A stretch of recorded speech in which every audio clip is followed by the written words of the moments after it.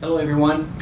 Just wanted to reach out to you because we've had quite a few questions through emails and phone calls about the new tax law, and it appears everything has been finalized now. There may still be a few changes before the end of the year, but I've made a few notes here that we're going to go over just briefly to talk about some of the highlights and the lowlights as well.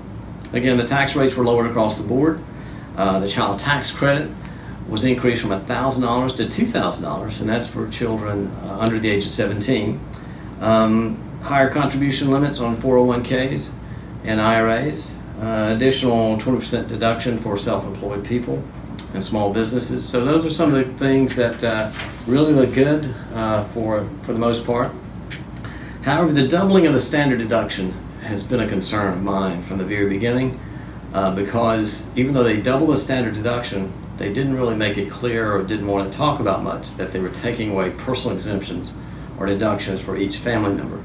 For instance, a family of five with say $20,000 of itemized deductions and personal exemptions in 2017 would have been able to deduct over $40,000 from their taxable income. And that same family in 2018 only gets a $24,000 standard deduction.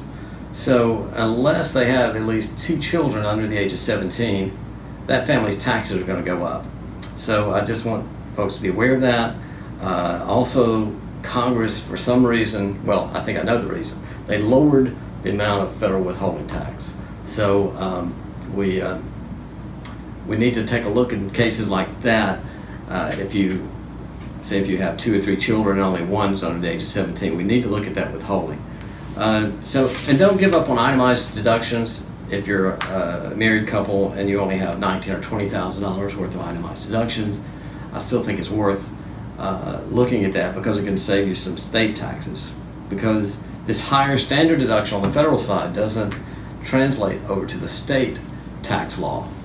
So some folks that may get a little bit more back on the federal return are going to owe the state this year. So I'm estimating about 20% of the population their taxes go higher. Depending on these situations. There's a few other deductions that went away: the employee mileage and meals and entertainment expense, home equity loan interest for mortgage loans for anything other than home improvement, moving expenses. Those are a few of the things that went away. They don't affect a large part of the population, but they do some.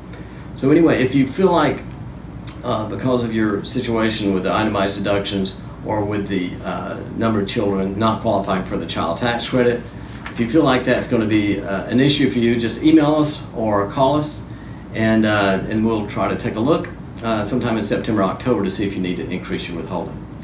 So again, thanks, and I look forward to hearing from you. And as always, we're here for any questions.